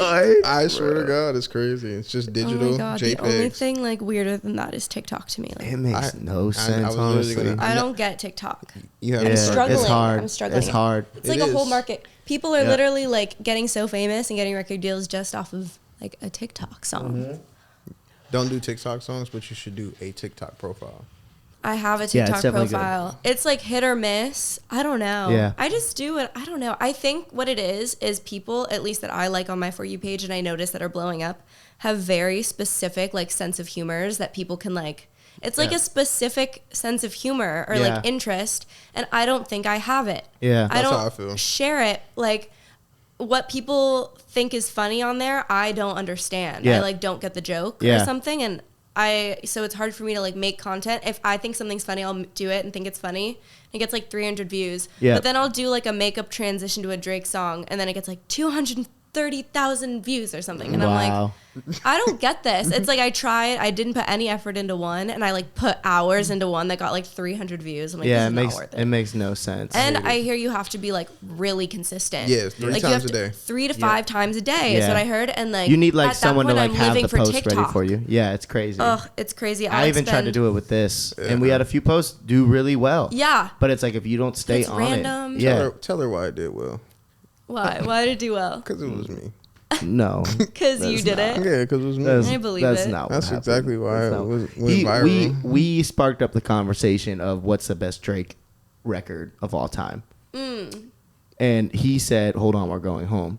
And the comments were 1,000 people just being like, nope. And then it'd be like, he's right. Nope. But it was really cool because all those comments, like they were all commenting their favorite. So it's actually really dope. We had like, I had like 7. We should just try to do that again. I had like a couple hundred comments of people like really with a different artist every time. Yeah, that's actually interesting. It's hard because like I kind of thought that, and then I started clipping shit where we said like, oh, this is the best album, and it's like it wouldn't catch. I reposted the Drake one a month later. Fucking took off again. I was like, this is so... Because he did it again? Because you did it? Because it was me. Oh my God. Like, you see how pretty I look? Wait, it was on your account? Or I started a TikTok profile for the podcast because there's actually a lot of podcasts on TikTok, which is dope. Yeah. Because they'll do like quick little clips and stuff. And then give you a link and they'll go. But like you said, it's just consistency. Like I don't got time to post 3 times a day and think it out and like clip it and like write the caption and all this stuff and make sure like I'm doing the right things to make it look aesthetically good. I'm too lazy for it. Bruh. You should have heard mine. And I don't have any original ideas on TikTok. It's hard. It's hard. And then I'll write a song and like share my song and I'll get like a lot of comments and stuff, but it won't get on the algorithm. Like I'll find people that do find it, like it, but it's not getting, like they're not putting it on people's For You pages. So it's not getting a lot of views. So I'm like, I would say just stick with it though. Because it's like Instagram. Like a lot of people are growing on it. I was thinking about that today. I was like, I haven't posted to TikTok in like 3 weeks. See, and like that already, like even with us, because I fell off it too, like that alone is going to set you back so far. I know. And it's annoying and it's tedious. I might as well just make a new TikTok. Yeah. Like we said, like like people talk shit about like, oh, the TikTok stars and all that shit is a lot of It's effort. a lot of work. Like I give it to them for that. Like they obviously that's all they do, so they have the time. It's harder when you're like working a job or doing, other like, shit. I don't like when people are like that and they're like, oh, well, they're just famous in music because they were a YouTuber or like because they're on TikTok. But I do think like there's a little bit of that, but obviously someone's intention is to like, let's say they were trying to do music the whole time and they happen to blow up on TikTok and now it's like held against them. And it's like, if I could blow up on TikTok to get my music known, I would do that too. So then would I be like, oh, damn, people are calling me a TikTok artist now, even though I was an artist anyways. And I just use that platform to like blow my shit up. But now I'm getting labeled as that, like that would suck. Yeah. So I do feel for people and it is a lot of work. So it's like, even though it seems like, oh, it's just for TikTok. I don't know. TikTok's hard. That shit. TikTok is hard. Social media is hard. Who thrive on, in general. It's not easy. It's crazy. I know. That shit is ass. It's not easy. It's hard. You know who blew up off of social media? Who? Remember? Nessa. Yeah. Yeah, when Drake reposted her. Yeah. When she did the fucking... she started the dance when you open the car door. Yep. Oh, wow, really? She's the one who started Kiki. Yeah, off Kiki. Yep. I thought that was Danny Lay. Nah. Danny Lay snatched it?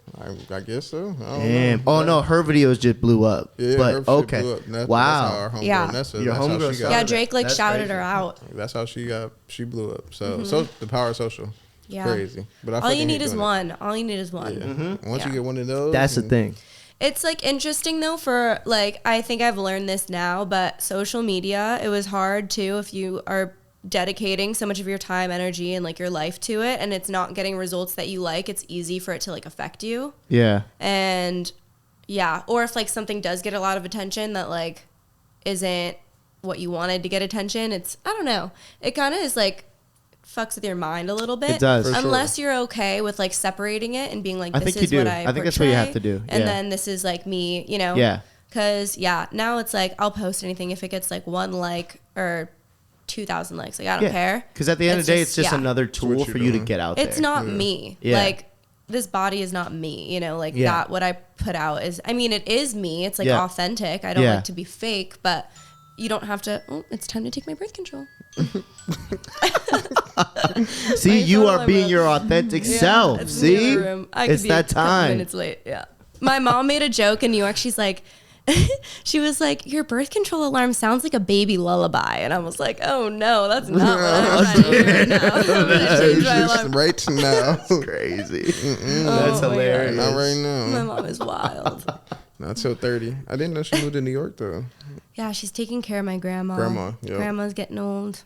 Oh no. Yeah, she's almost 100. She's 98. Wow, good for grandma. That's good a genes. life. I got good genes. That's a good life. It is a good life. 98. I'm like, Man. I remember. I think sounds like too long. Grandma for me. lived through 2 pandemics. I know. COVID. World War II. Yeah. She lived through the She was born in Spanish 1923. Flu. Wow. Yeah. You know what's actually funny too? She is actually a pretty famous jazz composer. She was dope. Django Reinhardt's assistant. In like the like jazz world, some like bigger art. I'm not too familiar with the jazz world, but Carmen McRae is like a big artist. She got her record deal and like wrote a lot of her songs and stuff. And wow, that's she like fire.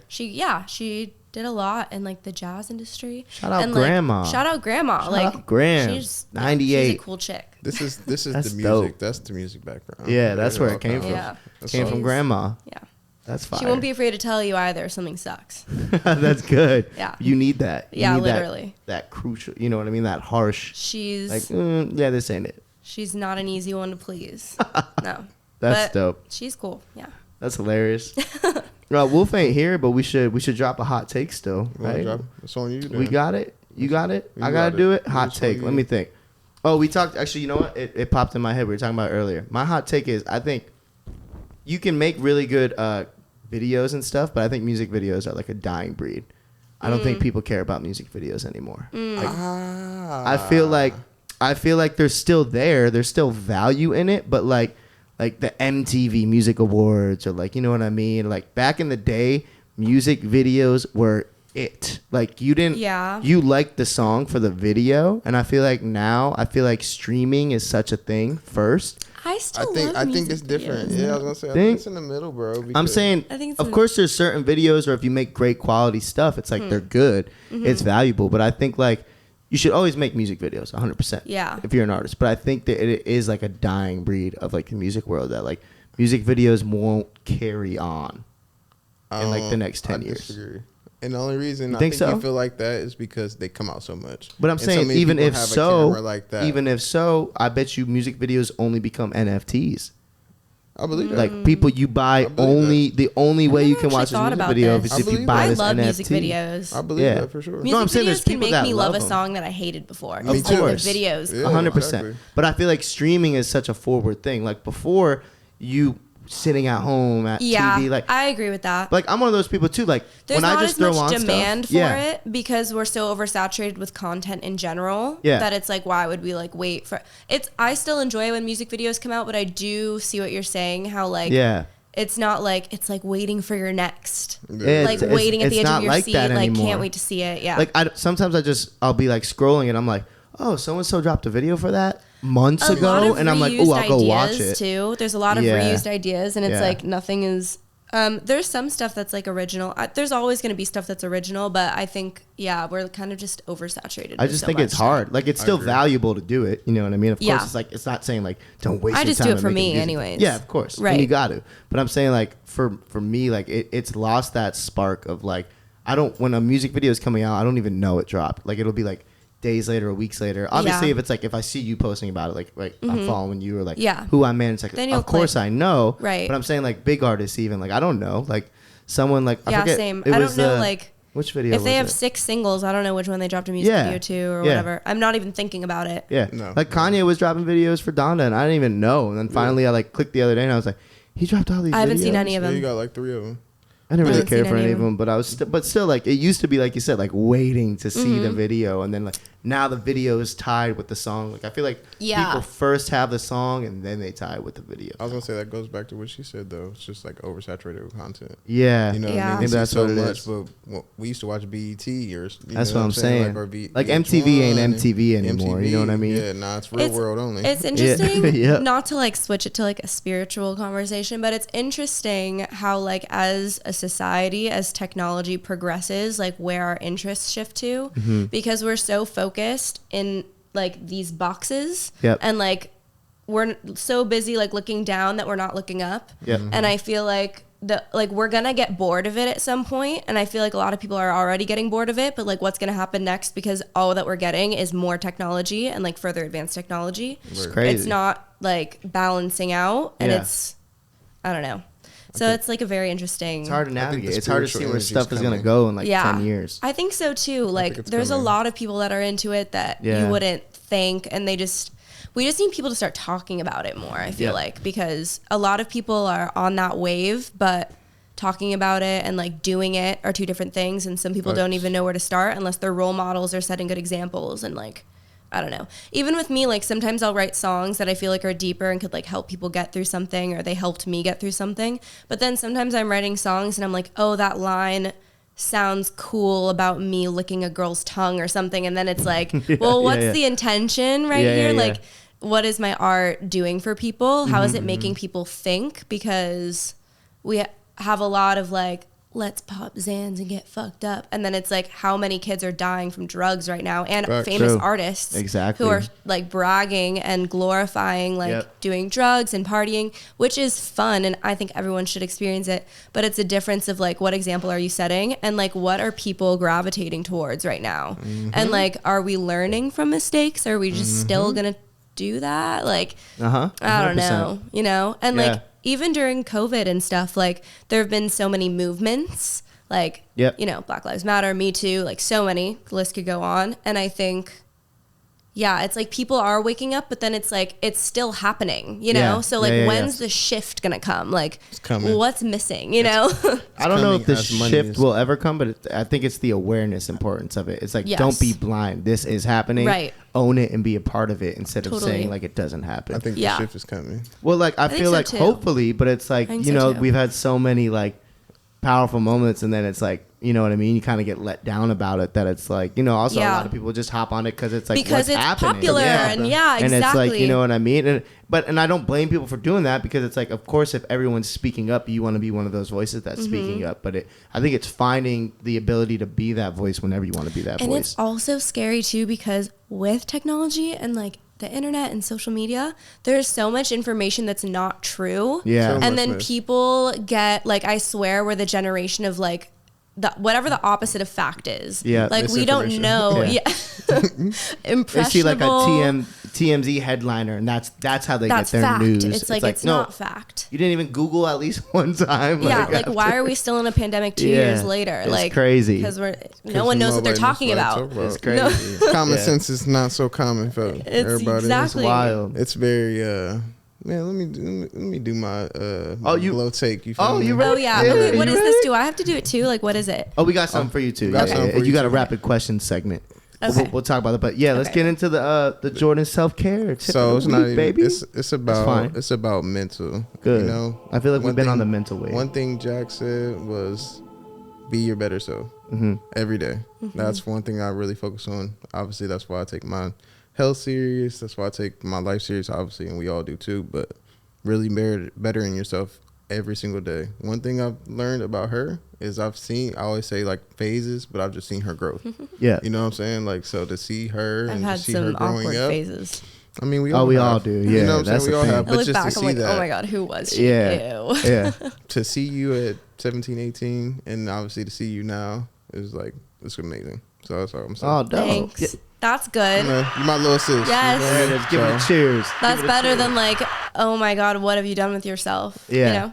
I mean, look at thanks. You've been good with the self-care lately, bro. I ain't gonna lie about it. Sometimes it pops up. He's always been good with self-care. And I get a little tear. She knows. That's why I gave him that segment. I said, so every week you can give tips to people. Mental, you know, skin, I told him he can only do skin one time because every day he talk about his skin. So. I don't even gotta talk no more, man. It just busts off the camera every time. Do you know what I learned about skin? I actually watched a documentary about it on Netflix. Is that these like people are taught that you need like the cleanser and like the face masks and like all these things, the toner and like just all these products, and it's actually making your skin worse. Yeah, I was about to say, I don't touch my skin. Doesn't need.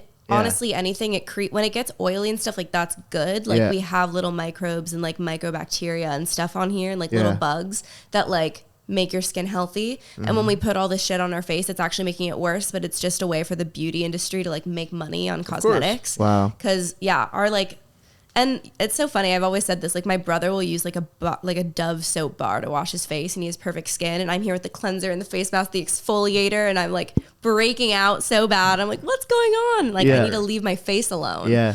So interesting thing about skin. Your skin breathes. A lot of people don't understand that, but that's why my shit beautiful, bro. I mean, it's like when you get a tattoo, you gotta let it breathe. You just put something on, like you gotta let that skin breathe. Some people like want to wrap it. Yeah, they would keep it wrapped up for 5 days. I'm like, I take it off after like an hour. Me too. Yeah, that's what the dude that tapped me. He's like, take that off after 2 hours. Like, an open wound. I'm not gonna like get hella dirt and shit on a fresh like cut. A big gash. You know what I mean? It's like more of like a if any debris gets on it, just give it a little rinse with some regular soap. I rinse it and then I put Aquaphor and I'm chilling. And they even say with that, like, don't drown it in that. Like, let it still breathe. Like, you know what I mean? It's like it's kind of like what you just said. There's all these things, but it's like the simplest steps to like how you actually like even when you're sick. Drink some ginger tea. Drink some turmeric. Literally. Drink some, you know what I mean? Lemon. Our bodies like know what to do without our mind having to tell it what to do. Exactly. Like our heart is beating right now by itself, and we don't have to think about it. And we wake up every day alive. Crazy. Yeah. Like how unless do we you're do that? high and you start thinking about it, you freak out. And then it fucks it up because you start thinking about it. You're like, you just need to let it be. Yeah. Like this earth just operates on its own. It was here before us. It'll probably be here after us, and it just knows what to do, and we're just a part of it. Like we just came from the earth, and like we all just know what to do. When we start thinking about it, this goes back to writing songs too. When you start thinking about it, it fucks it up. If you just let it be, it'll happen how it's supposed to. Everything's energy. It really is. I fuck just with like that. Where you're resonating. Facts. 100%. Talking my lane. It's all connected. All one, literally. Talking my lane. That lane coach. She in the left lane. My first tattoo ever was a stick and poke because no place would take me because I was like 16. And my friend gave me a stick and poke behind my ear of just a circle, and it literally just represents like multiple things, but the world and like oneness, unity. It's like the universal symbol just for like oneness. Sorry, I keep hitting the mic. No, that's fine.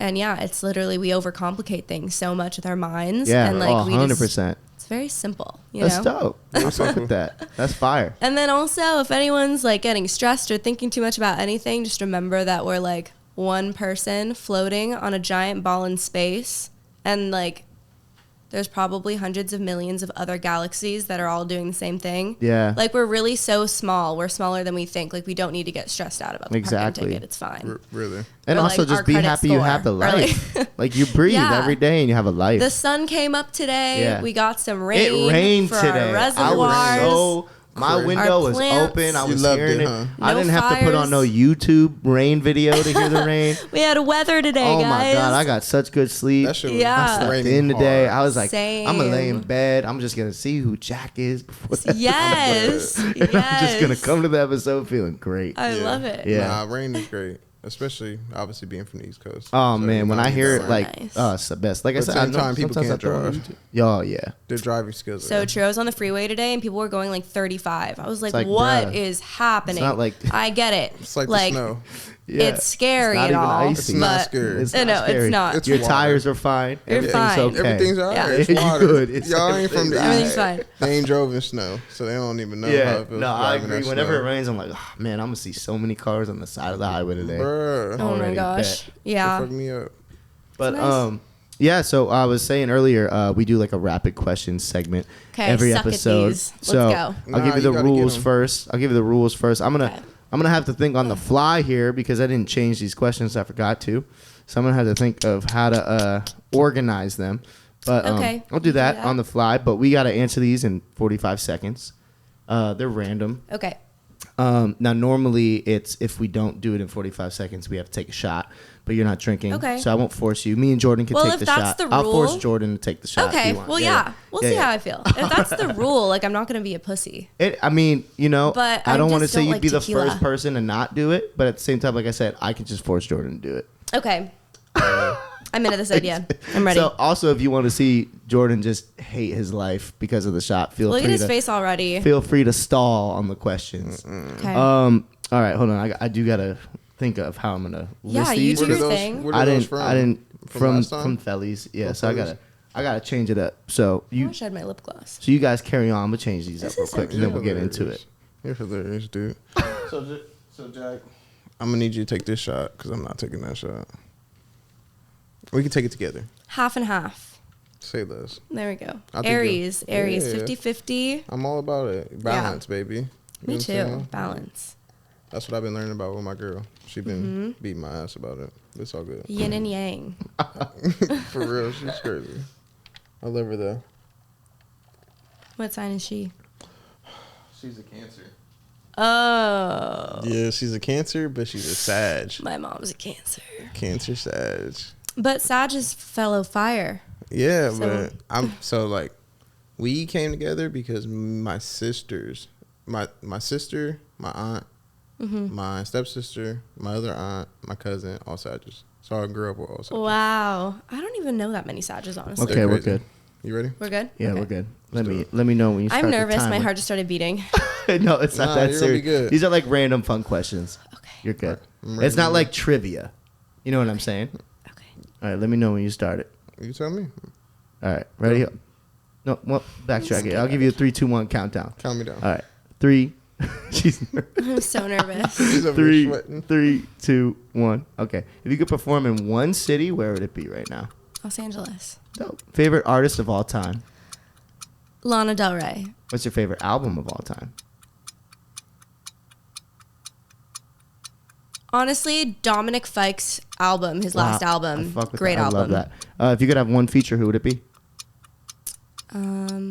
Black Bear. Kalani or Lana Del Rey? You can only listen to one the rest of your life. Probably Lana Del Rey. You like dogs or cats? Cats. Would you rather smoke or drink? Smoke. One food you could eat the rest of your life. Anything like sushi or Japanese food. Ooh, but nice. I am vegetarian, but anything Japanese. If you can only play one instrument, which you kind of answered it earlier, what would it be? Can't play another one. Only one. Sing, because that's technically an instrument. Or guitar. Yeah, guitar. guitar. Yeah. And who is your favorite artist currently?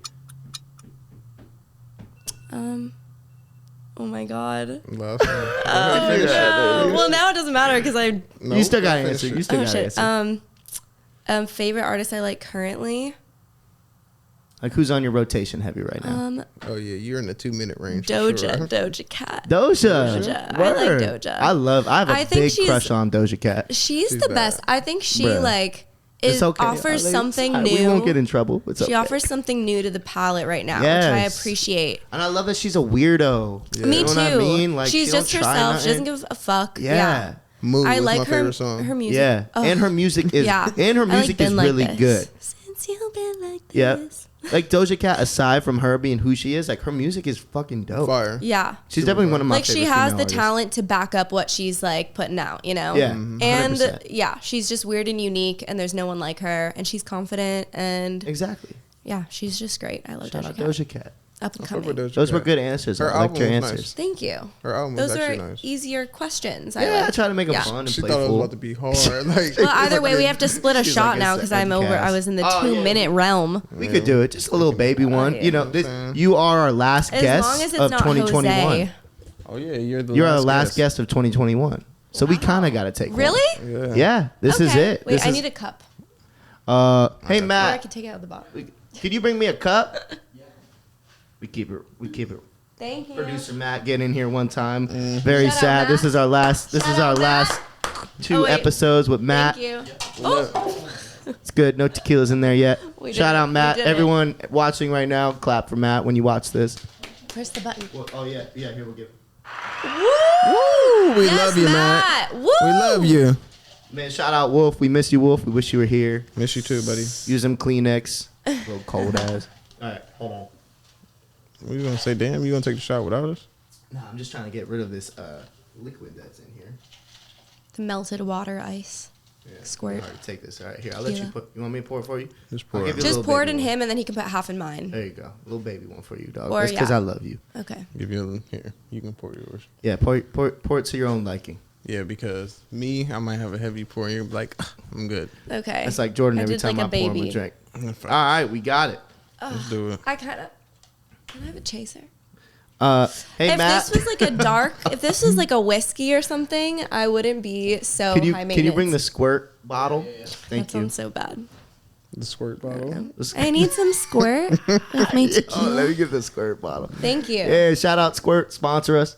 I'm gonna pour Please. Please, we need one sponsor. it in. Well, I'm gonna because I want to take the shot straight, and then I'll pour it in like after I take the shot. Nice. You know? That's a good technique. I like that. Shoot, man. All right, perfect. I can smell this, and it's making me want to. No, it's good tequila. It's the Rock's tequila. Shout out The Rock. Shout out Dwayne The Rock. Terramana. I've heard that his sponsor tequila us. is good. You know what? I'm just waiting until someone does it. I'm just gonna buy every different tequila until one of them DMs me. Someone's got to sponsor. I don't you. even want money. Just give me free tequila. I want the money. Yeah. I want both, but you know what I mean? I'll take one. All right. Cheers. Yes, Thanks for having me on the show. Thanks for coming, and Jack. for Appreciate letting me you. be your last of the year. Yes, amazing. Of course. Oh, The Rock. That's not that bad. Appreciate you. Shout out The Rock. Sponsors. Shout out Dwayne. Woo. That wasn't bad, right? No, it wasn't bad. Good. It wasn't bad. I kind of like. And not even tearing. This is good. Gold See? tequila. I poured now. more than I thought. I fuck with Reposado more than Blanco. Yeah, 100%. Blanco. I like Blanco, but I like Reposado. Reposado be smoother. It is smooth.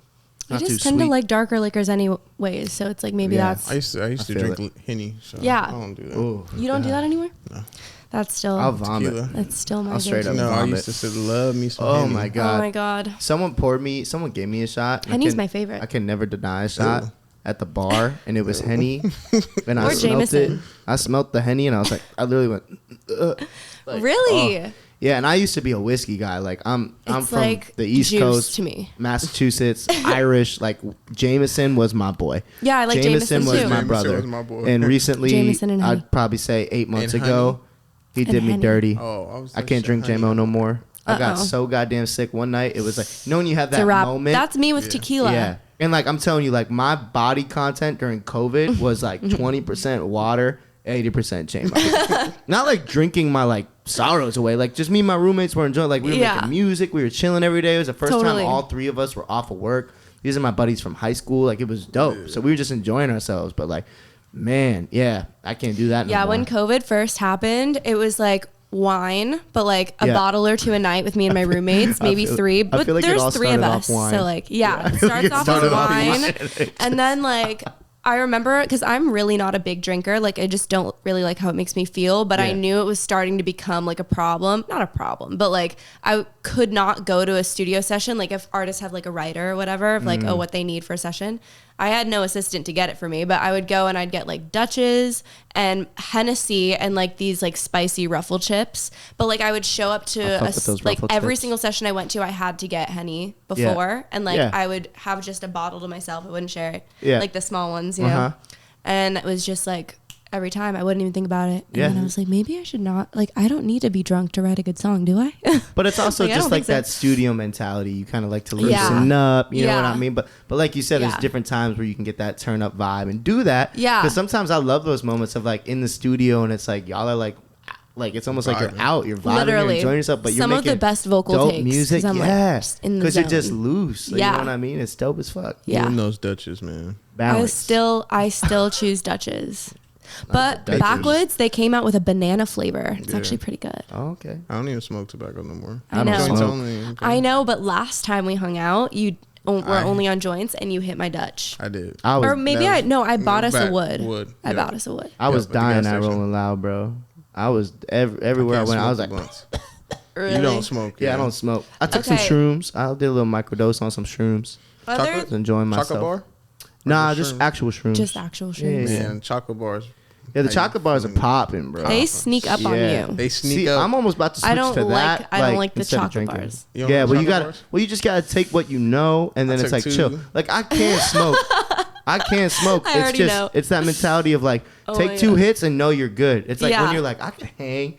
And you like try to take more. That's you get when a little you too cocky, and then it's like know yourself. Yeah. I know myself. If a blunt or a joint comes to me, I kind of want more tequila now. See, this is bad. You got. we could take a final shot for sure. God. It's okay. It's up to wait. y'all. I'm on it. But are you? I think that's the thing. You gotta know yourself because like he's in, I'm in. If I feel like smoking, I get the urge, and I did at the festival. Someone had a joint, was passing around. I was like, "Fuck it." I'm like, I'm gonna probably catch COVID here anyways. Might as well. So actually, I'm fully up. Don't worry, we good. But I took 2 hits, and he's like, "You want to get?" I'm like, "Nope.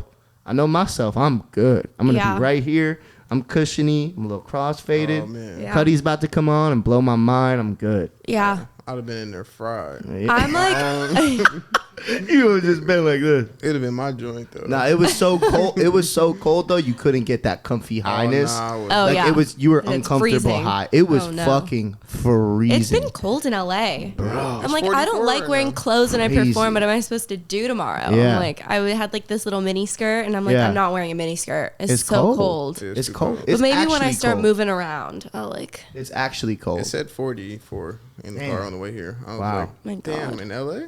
It's like, That's I really crazy. need to get the fuck up out of That's here. brisk. It's expensive and crazy. cold. Expensive, eh? I know. I thought it never gets cold. That's why Yeah. I'm not even gonna lie. I was walking finish to the gym today, and I was like, I thought SWV said it never rained here.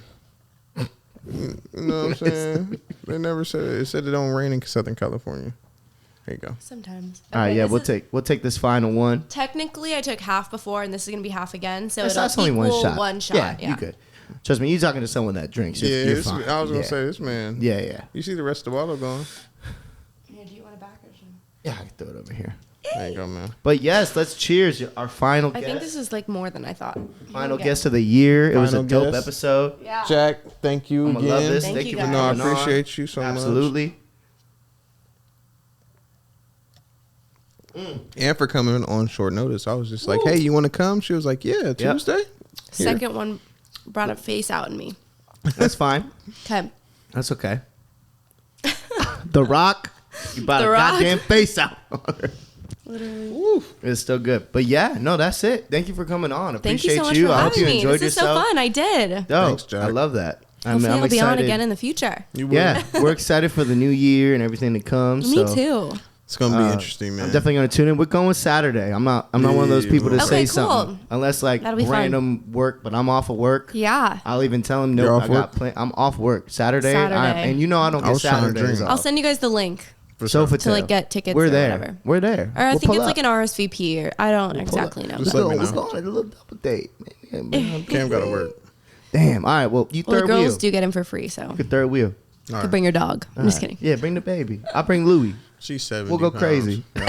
Y'all don't need her. She'll bite you. That is so funny. Oh She's man. nuts. But yeah, no, that's it for real. Appreciate Thank you you. coming on. Of course. That's gonna be it. We appreciate y'all tuning in each and every week. Please Yeah. give this girl a follow. Listen to the music. It is Jack dope. the girl. Get that Yeah, concert. We didn't tell them where to find her. Oh yeah, no, shout it out. Actually, give your handle and everything. Yeah. Where they can find you at. Instagram, TikTok, any social media at Jack the Girl, JAQ the Girl. And yeah, all my music is Jack, JAQ, on anything. Spotify, Apple Music. Yeah. It's all There it linked in is. my socials. Yeah, go get that. Enjoy. 100%. Tap in. And tune into this episode the whole way through. The too. whole way So you through. get all the gems we We dropped get on real. this. Yeah, for sure. But yeah, appreciate y'all. Tune in to next week, which will be the last week, and then we'll see y'all next year. But we appreciate y'all. Thank y'all for tuning into this week's episode of All Bass No Treble. Love. Peace. Cheers. Hey guys, thank you so much for checking out this week's episode of All Bass No Treble. If you could please subscribe and like, and also get the notification button smashed for us, that would mean the world to us. If you'd like to keep up with myself, my co-host, or our special guest this week, all of our social medias and info is right below. And if you would like to listen, tune into Apple Podcasts or Spotify, as you can hear us on there as well. Again, thank you so much for tuning in this week, and I will see you on the next episode.